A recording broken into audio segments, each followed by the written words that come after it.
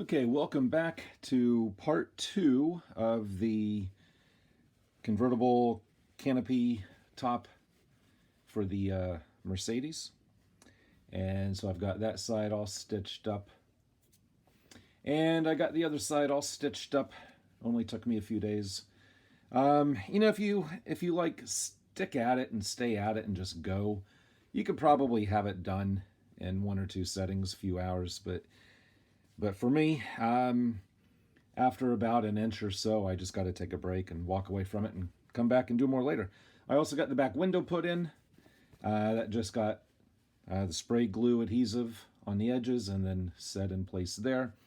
So this is for now done. When you look at the instructions tell you now to take this framework, and it tells you to go ahead and separate this and attach it to the front of the canopy. Of course, what you do is you fold that edge back and this gets screwed on top. The problem with that is if you get it too far this way, then it won't match up with the top of the windshield. And if you put it too far that way, then it'll overhang the edge of the windshield. So in my mind, the whole canopy needs to be on the car and the car body on the chassis before you put this piece on. That way you can get that perfectly lined up with the edge of the windshield. So this part here will be the last thing I do for the canopy. Also, you can see that I have cut off this back piece here. Now, according to the instructions, again, if you go by the instructions, they tell you to screw these frames into the car. You overlap those with this one along with this piece, and they show you the order of how they get stacked when you put it in. To put that into the car, and then put the canopy on top, and you tuck the edge in, and you attach it all in, and you secure it, and that's pretty much it. Well, as you can see, mine's all broken up. I mentioned that in the last video.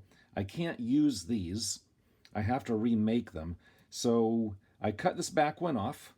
The back one was not broken, but if you look at it, it's obviously not looking too well.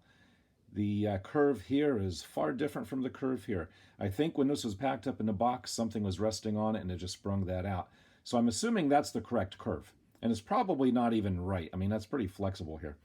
So what I did was I copied that curve onto a block of wood. You can see I just drew a center line. I copied the one curve, and then I transferred that over to here. So that fits, well, that end fits on. I also measured the overall length. I measured the dimensions for the hole. I cut out the piece of brass. I showed you the brass strips last video, these brass strips here. And here's one of those brass strips. So I marked and drilled and cut the holes. Those holes are probably too small. I need to open those up. But that fits that profile of the wood blank. So that is pretty much the correct size and shape for the back hoop. So I just need to do that for the middle and the front hoop. And they are slightly different lengths.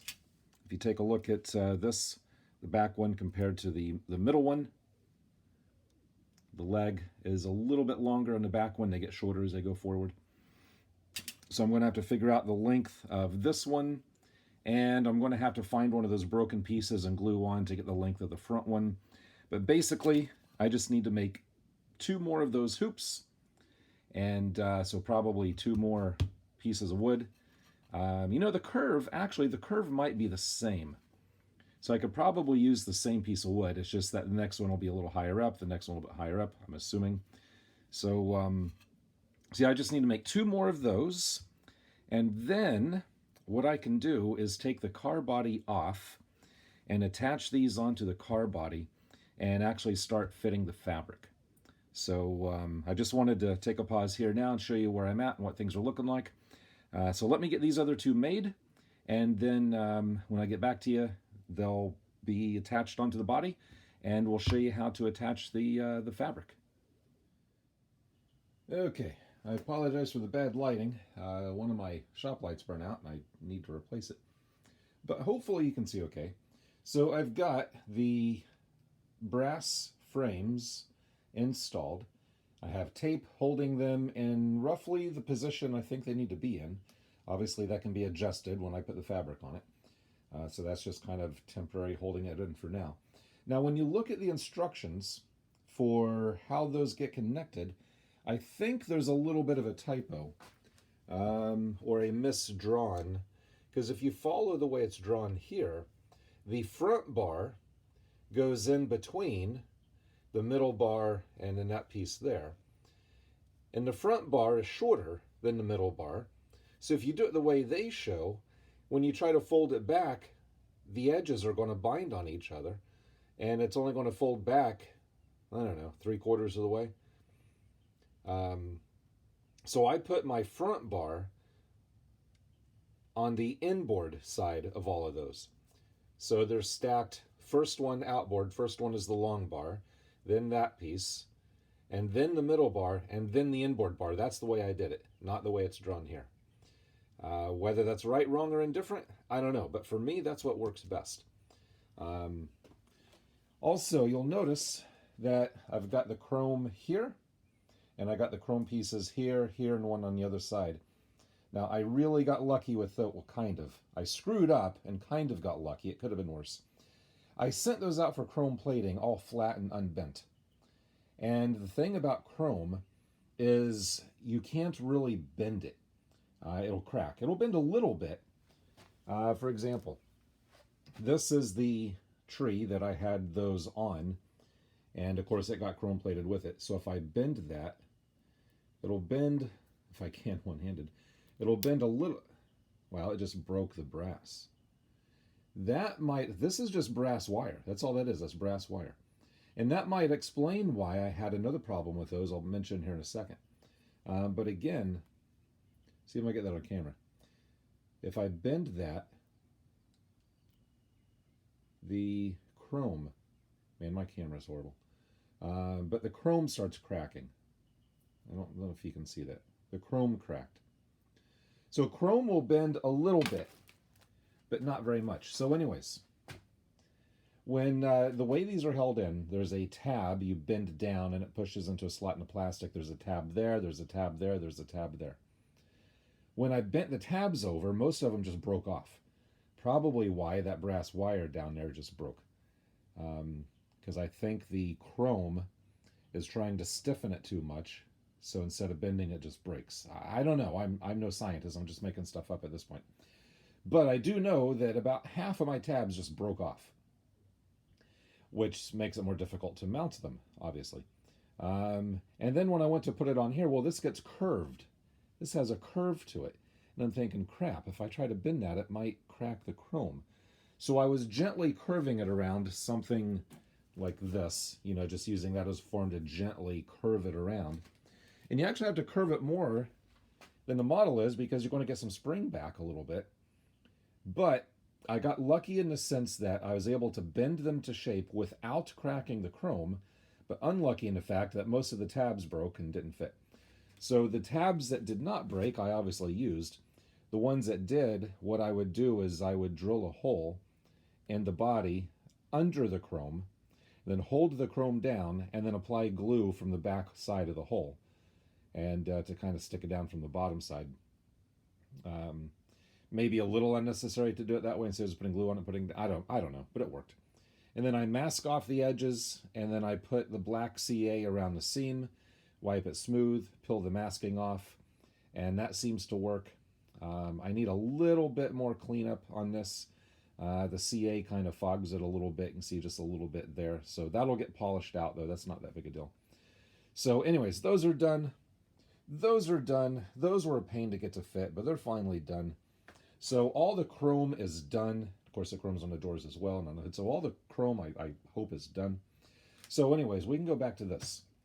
I also painted the piece here. Let me go grab that. So there's also this piece that goes on here. Now this is red in the kit. I painted it black because when you look back in there, you might see it.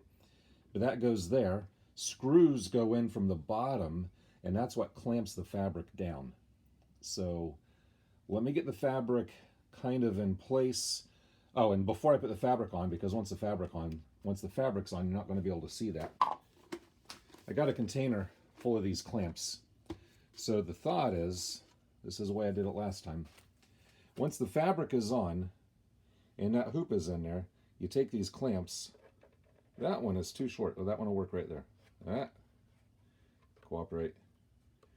You put those clamps in there like that. This container has 2 sizes of clamps in it. So hopefully this one will reach around here. Yeah, just like that. So you clamp that on with the fabric in there, and then pull the fabric tight until there's no wrinkles and it all looks good. And then you start putting screws in from the back side. If you follow the instructions on that page there, if you follow those instructions, it tells you to put all the screws in, and then from inside, pull the fabric to take the wrinkles out and make it tight, and then tighten the screws. Well, that doesn't work, because if you put the screws in, the screws go through the fabric. So now you can't pull the fabric unless you're ripping the fabric. So you can't put the screws in and then pull the fabric. Once the screws go in, that fabric is there. You're not going to be able to reposition it. So clamp it all in, all the way around. Then you can reach in and pull the edge of the fabric to pull it tight around here and pull out all of the wrinkles. And once you know it's perfect, then put the screws in, and don't just screw the screws in. I made that mistake on the first one of these I did a few years ago. I thought I could just screw the screw in. Well, the screw snags the fabric and starts tearing and pulling threads on the fabric, and you can actually see it pull the fabric and screw the fabric up. And after I did that, I had to take it back off and try to even it back out and iron it back out and get the little wrinkle out and try again. Also, the very first screw I put in, I thought I had that all positioned perfect, but it wasn't. I put the screw in, then I realized the other side had to be pulled down, which meant that hole wouldn't let it pull, so I had to pull the screw out, and then that hole came up. And so now there's a hole on the outside, and I'm like panicking, thinking I ruined the whole thing. I was able to kind of get it back to where the hole was just under the clamp, so you couldn't see it. So it worked out in the end. It looked fine in the end. It looked good in the end. But don't tell anybody, but there is a hole right under the clamp that shouldn't be there. But you'll never see it until you take it apart, or unless you take it apart. So anyways, that's the plan. You put the fabric on under there, you clamp it all in, you pull the edges till it's all tight, and then you have to use a tool to poke a hole through the fabric and then put the screw in. And there's also little buckles that go under here that hold the leather strap for tying the top down later. I put those in last. If you try to put those in now, they're just going to fall out and flip underneath and get in the way and be a hassle. So once all the screws are in, you can slip that under. We'll pull that screw out, slip the thing under, put the screw back in and catch it, and then tighten it back up. That's the way I did the last one, and that works okay. So let me get the fabric on and just show you what it kind of looks like a little loosely. And if I remember right, the fabric has to be snipped here, folded and trimmed and tucked. And yeah, this area here on both sides is kind of a pain in the neck. And then, of course, the Lando bars connect there. The guy did buy new Lando bars for model motor cars. They're right there. So we'll talk about those Lando bars later. So anyways, let me put the camera down, and we'll get that fabric put on and clamped, and we'll show you what that looks like. Okay, so here's kind of the first trial fit. You'll notice I have the bars, or the hoops, kind of taped into position with just a piece of tape coming down here. That's just to kind of hold that up when I fold it down. You'll notice right now I'm a little short from reaching here. Keep in mind that has to fold over the front edge of one of those pieces. So I actually need that to stick out. I would like a 1/4 inch. 1/8 inch might not quite be enough. A 1/4 inch I think would be good. So if I pull that, I can just get it to that post. And that was after a lot of fuddling and fitzing, again reaching in and pulling and pulling out here. So notice when I pull this, when I pull that tight, you'll notice it's still really loose here. So that's not where I need excess. It gets tight right in here. So I actually need to pull more fabric out from here. So basically, you just try to pull it into position, and wherever it's tight, you pull it out from under the piece underneath. I don't know if we'll be able to see it or not, but that's clamped inside there. I've got 3 clamps in there now. When I get it closer, I'll put more clamps. But you'll see I don't have a whole lot of material left there, but I still have quite a bit in the corners. I don't have very much there at all. But I'm thinking I'll actually be able to, yeah, it's kind of getting a little tight back here when I pull that. So the back is probably good. So like I said, I don't need to pull more here. In fact, I'll probably need to, notice that little point, little wrinkle there. I'll probably need to pull more to the inside to get rid of that peak. But I need to pull more material out here. Also, you'll notice that edge needs to cover that screw head. And I got to be careful because the material's cut here. The material is cut then and cut back, so that part's stuck under. So I got to be careful not to let that fray. Ideally, I would like to fold that over to make a nice folded edge here, but if I do that, it might not be long enough to cover that screw. So I really got to be careful not to let that fray or start falling apart. It's just going to take me more time just adjusting the fabric until I get, like I said, about a 1/4 inch more here kind of sticking out. I hope I've got it. I hope there's enough fabric to do that. It's going to be tight. It's going to be close. Now, on yours, when you're building yours, if you decide that you're never going to have the top up like this, if you're never going to display it like that, then none of this really matters. You can just tuck it under and put it together and just leave it all folded back. There's leather straps to go around it to keep it all folded back, and it wouldn't ever matter if that's the only way you're ever going to display it.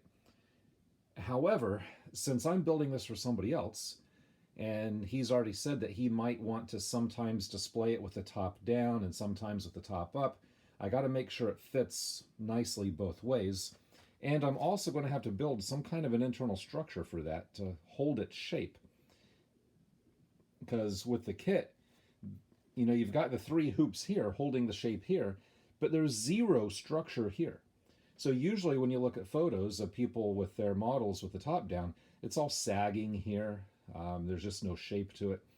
So what I plan to do is build some kind of an internal structure that's easily removable.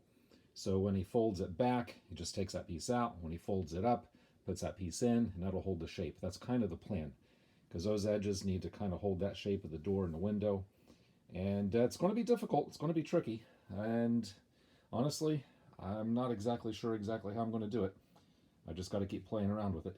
And it's probably going to take a while, so I'm just going to stop recording here, and I'll get back to you when I actually have some progress worth showing you. Alright, so I've been playing around with this for a while. I've got that pulled and taped. The post is right there, so I've got about a 1/4 inch and a material to wrap around the front piece. And I'm hoping that's enough. When the body goes on the chassis, it actually springs down. That's going to spread apart a little bit, so I'm going to lose a little bit of length there. So I'm not going to attach the fabric to the front piece until after the body's on the chassis. Because if I put it on now where it matches up, it'll be too short once the body goes on the chassis. At least I think that's what would happen.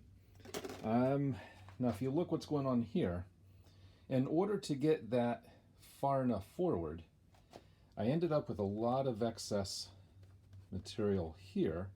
And also notice that edge, I folded it up. I didn't glue it yet, but I folded it up. If I put the door in place, the window, so remember there's a plastic piece, I don't know if I can show it. There's like a plastic arch piece right in here. and you can kind of see the curve.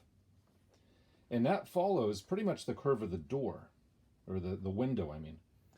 So the window covers up a good portion of this off. Something else you got to be careful of, making sure the back glass is centered here, and making sure that it's not crooked. And if you take a look on the inside, I've got the clamps there. There's really not, the fabric is pretty much right at the edge of that piece that's clamping it in.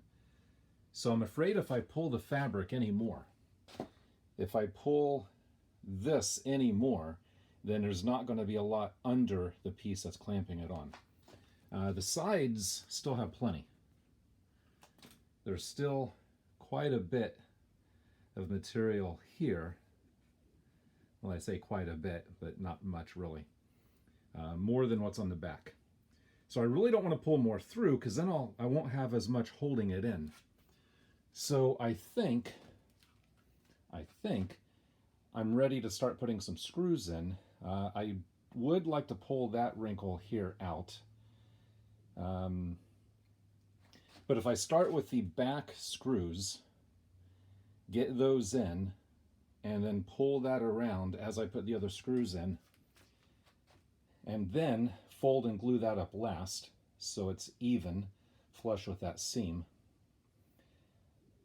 And then later worry about what to do with that. It would have been nice if the fabric would have been like 1/2 inch longer, so then you really had enough room to play with it and pull it around, and that would have been further back the way it belongs.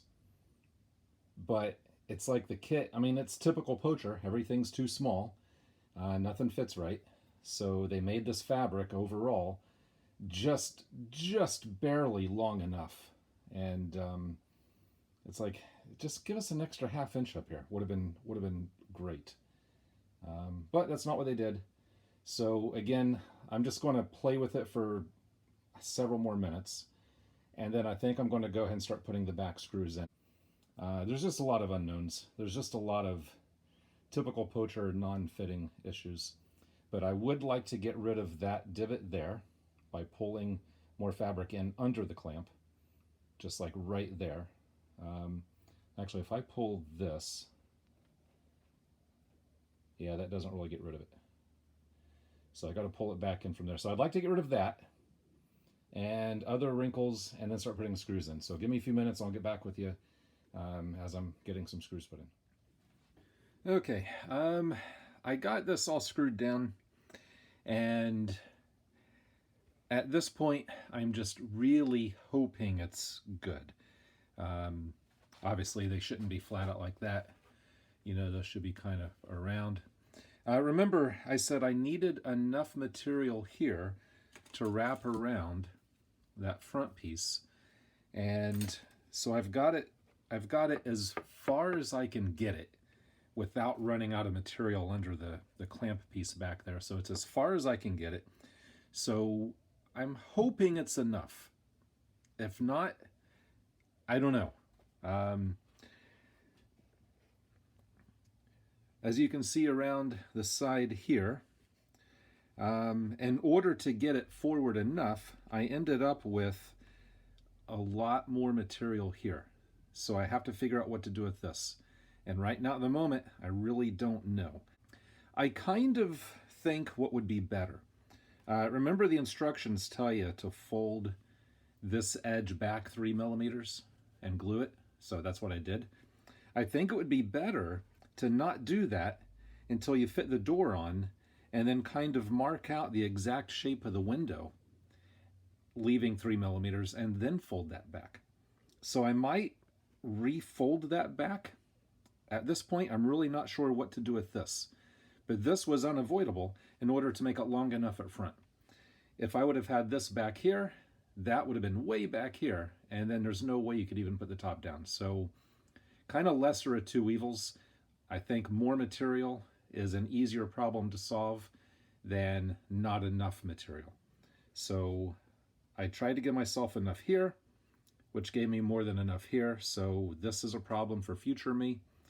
And like I said, I'm going to have to make an internal structure, a removable internal structure, to display this with the top down. And right now I'm thinking maybe I'm going to carve that out of a piece of wood. Maybe, I'm not sure. So what I could do is, with that removable structure, is put some light Velcro. I don't even know if they make light Velcro, but some way to attach that to that structure to give it some shape. Again, I don't know at this point how I'm going to do that. But I've got the little buckles here for the leather straps. And the screws on the bottom, this is all black, so it's hard to see. Get some light on there. Those aren't the kit screws. The kit screws are those little guys. I can't even see that really. That thing right there. That is like a machine thread for a nut. And you're screwing these into plastic.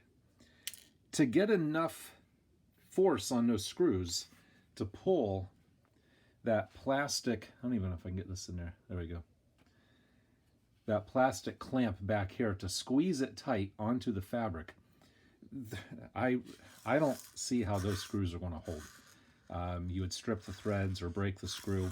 So instead of using those, I used these.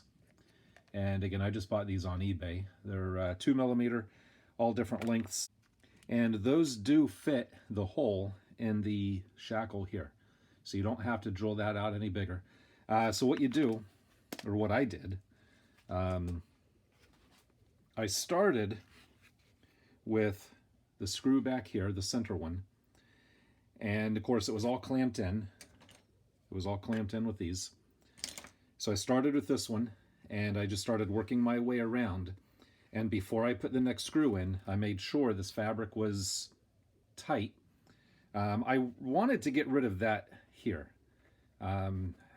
It is what it is. I couldn't.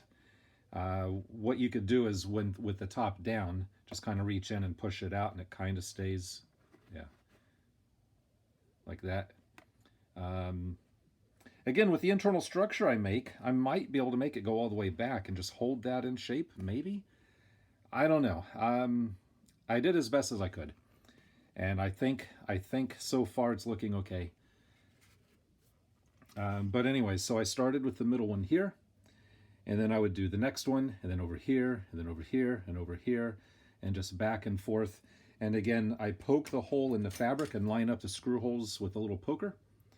And then I would start the screw. And as soon as I start the screw, I would watch the fabric, because I remember on the last one I did of these, sometimes the screw would pull the fabric and start pulling on it and messing it up. Fortunately, that did not happen on this one. So that was okay. Right here, there's enough material that I can fold that back. You can see how I kind of folded it already here.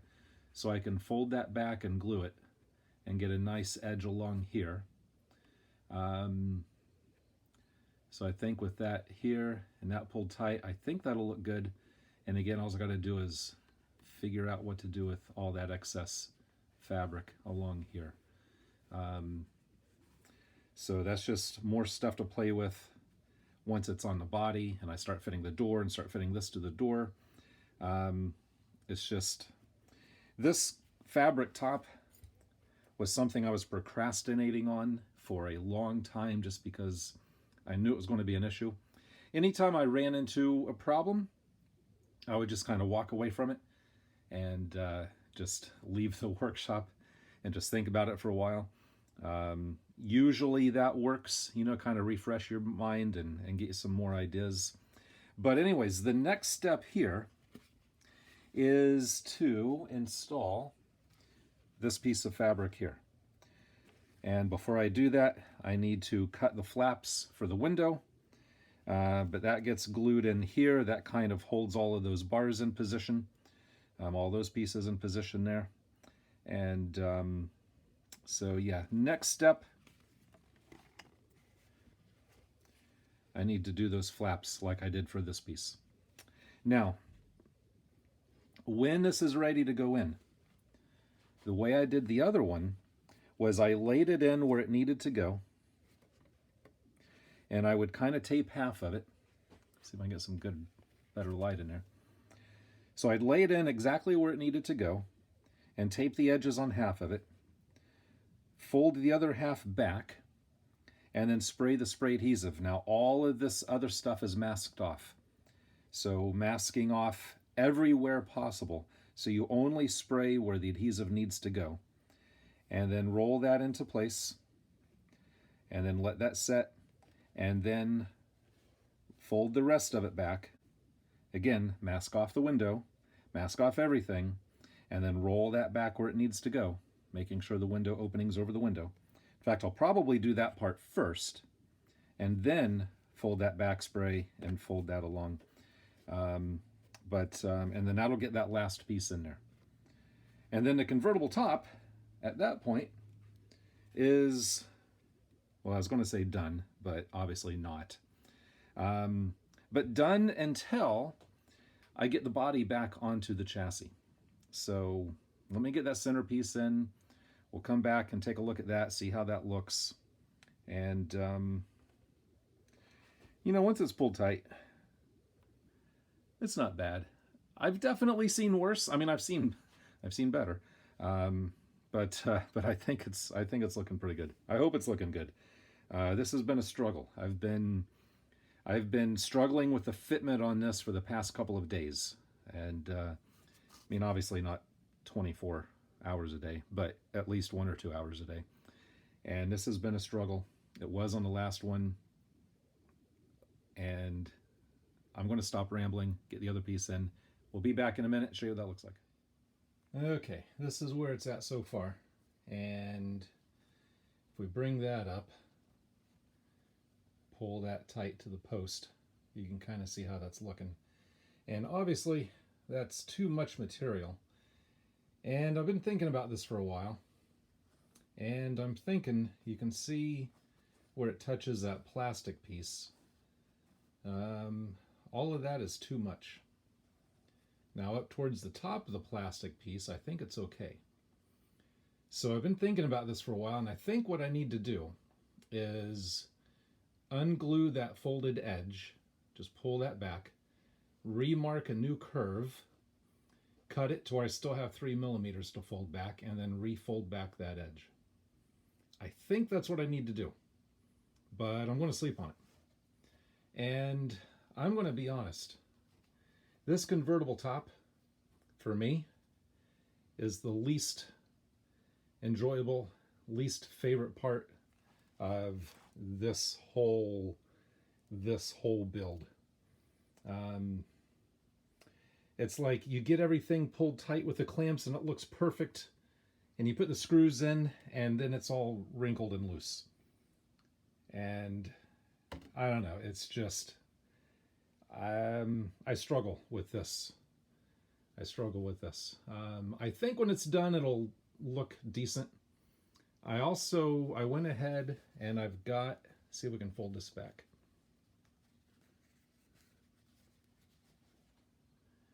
I got the inside fabric glued in. That's why you can't see the rest of those beams there. So the inside fabric is glued in, and you know, for all intents and purposes, it's ready to just put the front piece on and call it done. But I can't call it done looking like this. Now I did fold that edge up and glue it so it's not a ratty edge. And you know, the way this thing is designed, so where that crease right there is, the fabric after that gets folded under the thing that screws it all down, whereas this part is all on the outside because you've got that part where the hinge assembly goes. So no matter what you do, you're always going to have this weird little crinkle, divot, or a little dip coming down. You can't make that perfect, or at least I can't. Maybe you can, but I can't. And it would be nice to just pull that down tight and glue it to the side, but you can't do that because when this folds back, this has to be able to kind of move up and fold back. If you glued that solid to the body, you wouldn't be able to fold everything back because it would just pull it loose. It would pull the glue loose. So that has to stay loose. But yeah, that's where I'm at. I'm going to sleep on it. It's late tonight. But probably tomorrow I'm going to remark a new curve, and refold that back. I really think that's what I need to do. But I'm going to sleep on it. Usually that's a good idea. If you're stuck and you're not exactly sure what the best move is, if you just kind of put it away for the day, usually you'll have a clearer mind the next day. So anyways, see you back in the morning. So as best as I can tell, that is where I need to remake the new curve. So I'm going to unglue that folded edge, mark 3 millimeters around, and then refold. And then that should fit the door better. And if I remember right, I think I did this on the first one of these I did several years ago. This is seeming really familiar that I had to do this on that one. It's just that if you put that back here, you're going to have 1/2 inch of gap where it meets the front of the windshield. So let me redo that and I'll show you what that looks like. Alright, so that is how much I cut out and removed. And here it's folded back, masked off, ready for spray glue. And that might seem like overkill, but you don't want any spray glue where you don't want it. So spray glue that, fold it back, and then that side should be done, hopefully. Get back to you in a second. Alright, so that's where it is so far, and that is looking much better. So yeah, cutting that out, refolding it in, and I got the other side done as well. But that really made all the difference here. For now, this is ready, I think, I hope, to go on here. But that is not ready for that to go on. I need to flip that upside down and finish the exhaust. That'll be next video. It'll just be easier to put that upside down before I put that on it, obviously. Hopefully that's obvious. Now just a few more comments with this before I end the video. I did have to take some screws out of the bottom that hold the little clamp piece on, and I was able to pull more in back here. That got rid of the big divot that was in there. I was able to pull more in here. That got rid of a lot of the larger wrinkles. You're not going to be able to get rid of that divot wrinkle here just because of the way it tucks under there, but it's on the outside here. I think I talked about that earlier. There's still a lot to do with this, but that's going to be after this is back on the chassis and the doors are installed and I start making the internal structure. Now that internal structure will be removable. So when he folds it back and straps it down, that structure will come out. And when he wants to pose it with the top down, or up, yeah, this would be up, that would be down. When he wants to pose it like this, then the internal structure will go in, and that will give some shape to here and hold that up. That'll probably be wood, maybe, I'm assuming. I really don't know yet. That's a problem for future me. But for now, I think this video has gotten to be way too long, as most of them are, so I'm going to end it. Thanks for watching.